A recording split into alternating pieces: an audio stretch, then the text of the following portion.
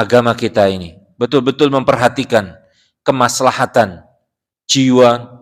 Karena memang eh, maqasid syariat. Allah menurunkan syariat itu untuk menjaga ad-daruriyatul khamsu. 5 perkara pokok dalam kehidupan itu dijaga oleh Allah Subhanahu wa taala. 5 perkara pokok, ya diantaranya adalah menjaga akal.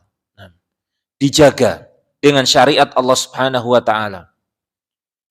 Sehingga kalau betul-betul itu bersumber dari syariat, gak akan menjadikan akal itu, mohon maaf, konslet begitu.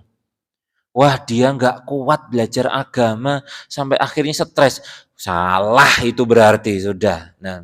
Belajarnya gimana kok bisa kayak gitu? Gak makan apa-apa, makannya cuma nasi putih sama air putih saja. Gak benar pasti. Karena tujuan syariat ini adalah menjaga akal supaya tidak rusak.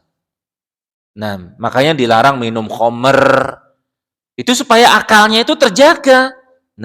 Nggak rusak, dilarang narkoba atau yang semisal dengan itu. Kemudian yang kedua adalah juga menjaga nafs, menjaga jiwa. Menjaga darah. Makanya dilarang membunuh tanpa dibenarkan dalam syariat, nggak boleh.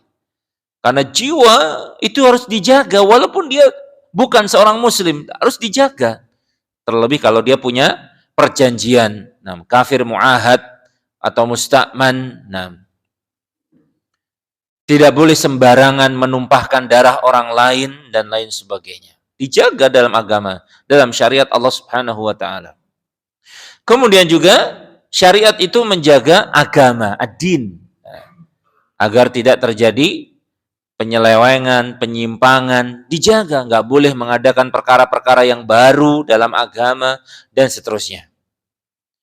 Juga syariat itu menjaga an-nasl, keturunan, dijaga. Nggak boleh sembarangan, harus jelas silsilahnya. Kalau dia pernah menyusu kepada orang yang lain, ini juga harus diketahui. Susuannya benar apa tidak, kemudian kalau betul ditetapkan dia itu menjadi sepersusuan, kalau sepersusuan berarti nanti kaitannya kalau si wanita ini punya anak itu juga berarti saudara sepersusuan, ini namanya ibu susuan, ini nggak boleh menikah dengan yang atas, dengan yang bawah, dengan yang samping, dan seterusnya. Makanya Islam mengharamkan zina. Karena dengan zina akan lahir nanti seorang bayi yang tidak ditetapkan oleh syariat, tidak diketahui nantinya. Ini anaknya siapa, silsilahnya bagaimana, nanti apakah dia dapat warisan ataukah tidak. Jangan sampai kemudian si laki-laki itu hanya menjadi ayah biologis, tidak menjadi ayah secara syariat. Misalnya naudzubillah, ada seorang yang berzina, kemudian hamil, untuk menutupinya dinikahkan, kan begitu kebanyakannya. Dalam keadaan mungkin masih hamil, dinikahkan. Bayi yang lahir itu tidak bisa kemudian dinisbahkan kepada laki-laki yang menikahi tadi itu, walaupun dia ayah biologisnya. Nggak bisa. Misalnya bayi wanitanya perempuan misalnya. Tidak bisa dinisbahkan kepada laki-laki tadi.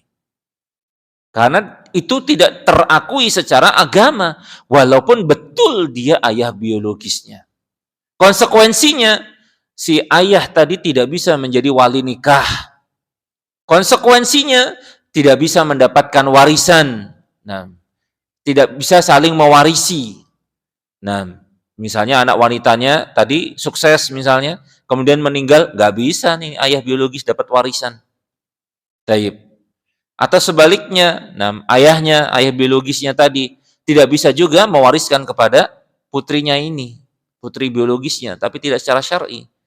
Dijaga nasl, makanya disyariatkan menikah. Disyariatkan menikah.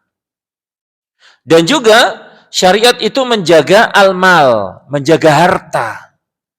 Sehingga tidak boleh sembarangan mengambil harta, menarik harta dari orang lain tanpa dibenarkan oleh syariat.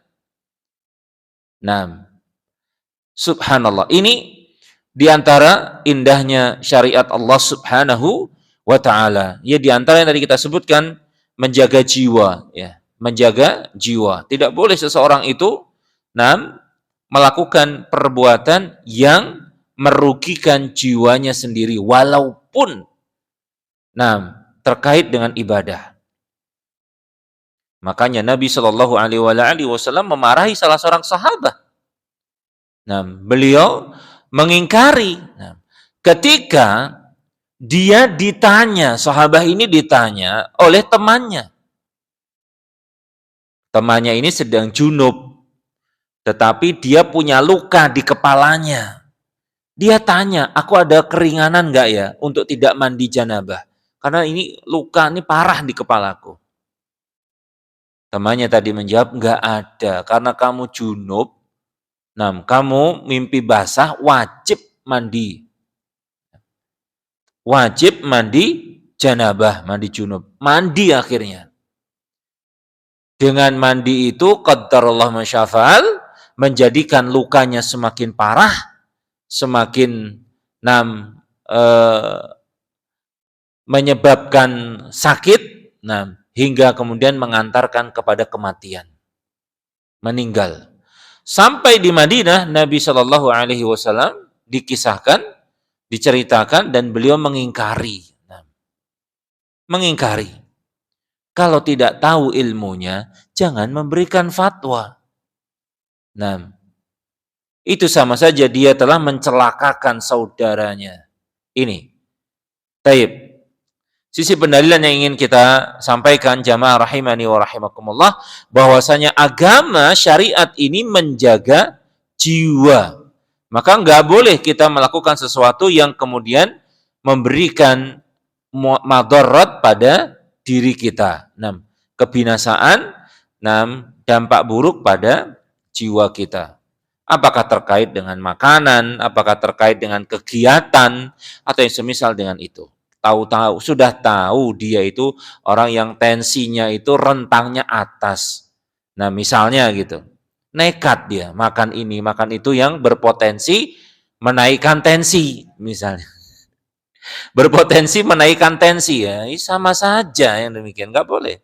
Harus dijaga. Taib. Pengen, ya berarti dibatasi. Kan begitu, dibatasi, tahu diri gitu. Wala taqtulu anfusakum, jangan kalian itu membunuh diri-diri kalian sendiri secara langsung maupun secara tidak langsung.